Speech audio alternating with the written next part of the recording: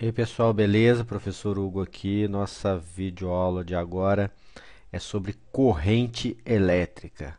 Não deixe de seguir no Instagram, Hugão da Física. Então vamos lá. Corrente elétrica, vejam só. O que é corrente elétrica? Corrente elétrica, ela se dá em função da movimentação de elétrons livres, né? Seja ele num condutor, seja ele numa solução iônica, seja ele num gás, certo? Essa é a definição de corrente elétrica. Como que podemos calcular essa corrente elétrica? A gente precisa definir a quantidade de elétrons que vai cruzar a seção, cruzar por um caminho, né, em uma certa quantidade de tempo. Daí, nós podemos definir a intensidade de corrente elétrica I como sendo ΔQ, delta, variação de Q, carga, pelo ΔT. Então, corrente elétrica é o tanto de carga que trafegou em função do tempo que isso foi necessário. Carga, nós sabemos que o que vai circular pelos condutores são os elétrons e o tempo em segundo. Então, carga em coulomb em função dos elétrons e o tempo em segundos. Então, no Sistema Internacional de Unidades, a unidade de corrente é o coulomb por segundo. Só que dificilmente vocês vão ver isso em exercício ou situações. Vocês vão ver o ampere, ok? É muito comum na eletricidade, na eletrônica, na eletrodinâmica, nós visualizarmos símbolos assim, MA, microA e NA. O que isso quer dizer? Valores muito pequenos de corrente, miliampere, microampere, nanoampere. O miliampere 10 a menos 3, o micro 10 a menos 6 e o nano 10 a menos 9. Um exercício aqui para a gente praticar. Dentro de um tubo de vidro em que há vácuo, um feixe de 5 vezes 10 elevado a 13 elétrons por segundo se dirigem da esquerda para a direita conforme indica a figura. Qual a intensidade da corrente elétrica associada a esse movimento de cargas? Considerando que esse fluxo tenha se mantido constante durante 3 segundos, qual foi a quantidade de cargas adquirida por uma das extremidades do tubo? Admitindo que inicialmente estavam neutras ou sem cargas. Qual das extremidades, direita ou esquerda, teve uma variação positiva em relação à sua carga elétrica? Então, a primeira, qual o valor da corrente? Então, vejam só. Eu tenho 5 vezes 10 elevado a 13 elétrons que trafegaram. Nós sabemos que, pela quantização da carga elétrica, carga é igual a N vezes E. O N é o número de elétrons vezes o E, que é a carga elementar, 1,6 vezes 10 a menos 19. Então, eu tenho um tráfego de cargas aqui. Por que o sinal de negativo? Porque foram elétrons, menos 8 vezes 10 a menos 6 a carga transferida. Como foi por segundo, a intensidade da corrente elétrica, nós pegamos o módulo da carga, 8 vezes 10 a menos 6 dividido por 1, 8 vezes 10 a menos 6 amperes, ou 8 microamperes. Ok? A letra B. Se for em 3 segundos, vejam só, quantidade de carga é a corrente pelo tempo. Então, a quantidade de carga que foi transferida é a corrente que eu acabei de calcular, menos 8 vezes 10 a menos 6, vezes 3 segundos. Então, foram transferidas menos 24 microcoulombs. Olha só, a extremidade da direita recebeu menos 24 microcoulombs. Portanto, fica eletrizada com uma carga de menos 24 microcoulombs. E a esquerda, que cedeu elétrons, ou seja, ela perdeu, então ela tem mais prótons, ela fica com uma carga positiva, certo? E a terceira pergunta, qual das extremidades, direita ou esquerda, teve uma variação positiva em relação à sua carga elétrica? A extremidade da esquerda, por quê? Os elétrons foram transferidos, então ela ficou com mais prótons. Então, se ela tem uma quantidade maior de cargas positivas, ela fica com o valor positivo. Ok? Continuando aqui. O que é corrente elétrica variável? É interessante a gente saber isso. Corrente elétrica variável é aquela que vai variar ao longo do tempo, certo? Porque existem dois tipos de corrente, contínua e alternada. A variável é a alternada. Mas o que acontece? A contínua, ela sempre mantém um valor constante. Vejam só, se a variação for só na intensidade, vejam só aqui, está variando, mas sempre positivo. É uma corrente elétrica contínua. Essa corrente é muito comum em pilhas e baterias. Se o sentido variar, vejam só, aqui está positivo e aqui está negativo. Nós temos a corrente alternada, que é a que está presente nas tomadas, nos postes, é a geração de corrente alternada. Então, nós podemos visualizar o seguinte: quando eu tenho um gráfico corrente por tempo, a área desse gráfico nos dá a carga transferida. Se o gráfico fosse só o A1 aqui, por exemplo, se eu quiser saber a carga transferida nesse pedaço aqui do A1, é só calcular essa área. Do A2 seria essa, só que negativa. E a carga total, A1 menos A2, só que em módulo. Então, uma propriedade interessante, no gráfico corrente por tempo, a área do gráfico corresponde à carga transferida. É o que a gente vai visualizar nesses exemplos. O comportamento da corrente elétrica em um condutor no decorrer do tempo é apresentado no gráfico ao lado. O módulo da quantidade de carga elétrica que atravessa uma seção transversal no condutor de 2 a 4 segundos e a corrente média de 0 a 4. Então, vejam só, de 2 a 4 segundos, pessoal, é só eu calcular essa área daqui. Ó. De 2 a 4 eu tenho 2, aqui eu tenho 10, então vai dar 2 vezes 10, 20 coulombs. Só calcular a área em função do intervalo que foi pedido. E o total? O total, pessoal, é só fazer a área também, só que aqui já é um trapézio.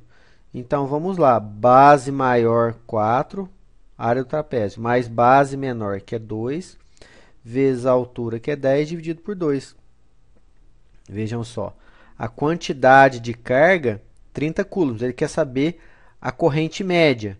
Então, 30 coulombs, corrente é carga pelo tempo, os 30 coulombs da área do gráfico, e o tempo, 4 segundos, 7,5 amperes.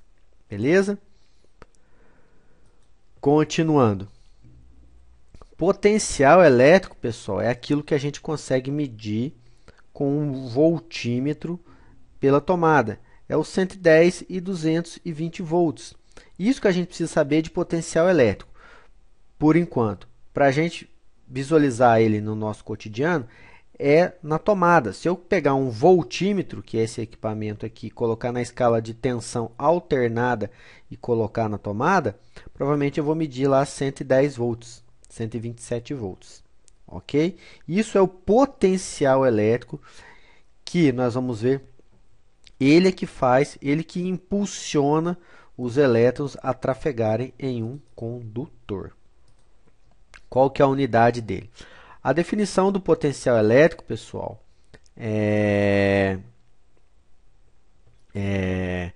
a quantidade de energia transferida por unidade de carga. Essa definição é uma definição formal.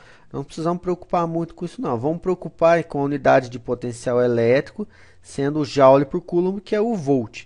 Então, falou em volt, estamos falando em potencial elétrico. Ok? E diferença de potencial elétrico. Vejam só, se eu tenho dois potenciais diferentes, se eu medir de um para o outro, eu vou ter uma diferença de potencial, porque cada ponto tem um potencial elétrico. Uma carga, um conjunto de cargas, produzem potencial elétrico em determinada distância dela. Se eu tenho dois pontos diferentes, eu tenho dois potenciais diferentes e assim uma diferença de potencial.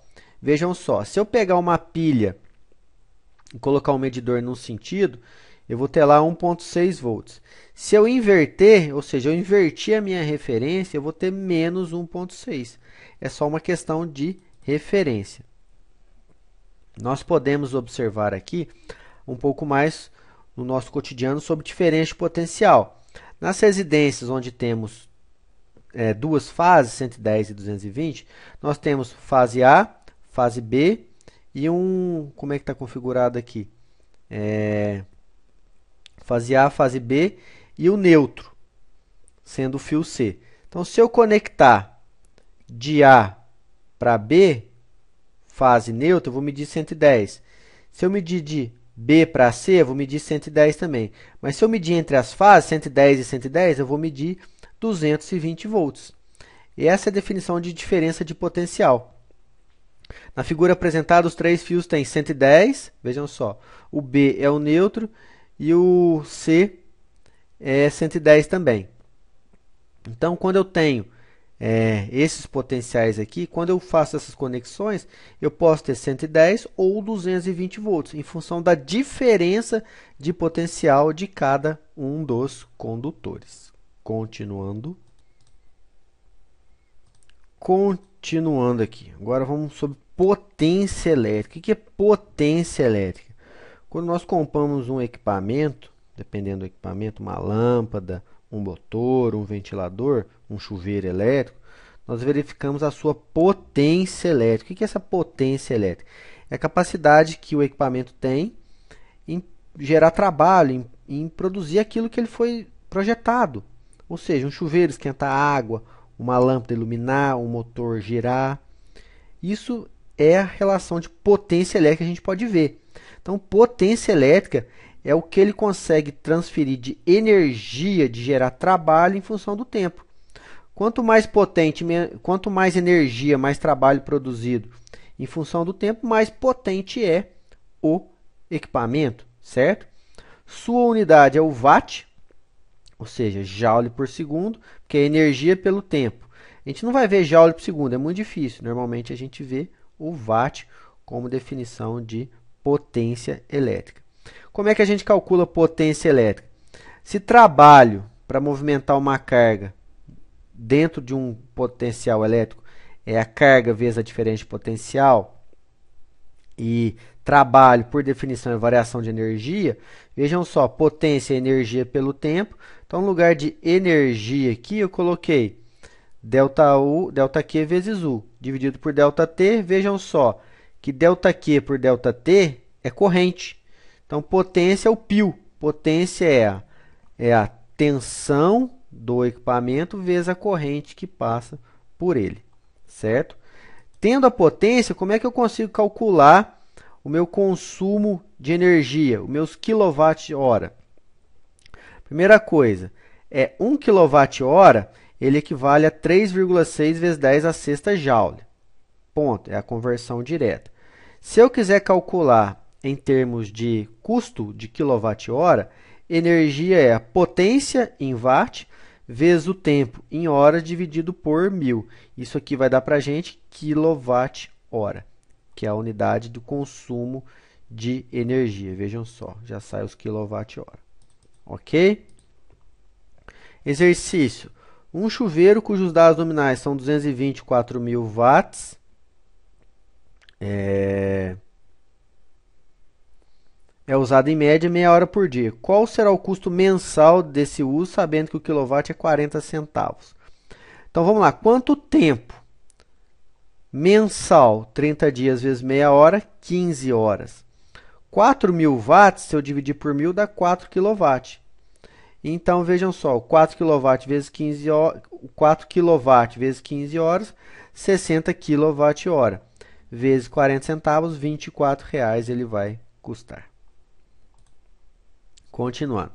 No projeto de uma residência, o engenheiro verifica que em uma situação de extremo consumo, com vários aparelhos ligados, a demanda chega a 5.500 watts. A casa é alimentada por uma rede de 2 fios e um neutro e o outro com 220.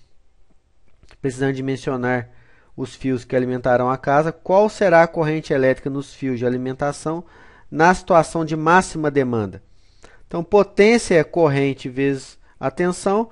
Eu tenho a potência, 5.500. A tensão, 220 vezes a corrente, vai dar 25 amperes. E qual que é o consumo nesse tempo? Então, vejam só. Meia hora, então 0,5 horas. A potência, 5.500 watts. Se eu dividir por 1000, 5,5 kW, vezes 0,5 hora, 2,75 kWh. Continuando aqui. Capacidade de uma bateria. Quando a gente vai comprar uma bateria de carro, de moto, a gente vê a capacidade dela lá em ampere-hora, muitas vezes miliampere-hora, certo? Esse miliampere-hora é a unidade de carga, carga que ela consegue fornecer em função de um tempo, que vai dar a corrente que eu trabalho nela. A gente vai conseguir visualizar isso aqui melhor no exemplo. Vejam só. Em um determinado modelo de celular, sua bateria é de 2.400 mAh, completamente carregada. Como o usuário ficou vendo muitos vídeos, a demanda da energia foi maior e a bateria descarregou em apenas 6 horas. Qual foi a intensidade média da corrente nesse intervalo de tempo? Então vejam só, corrente é carga no tempo.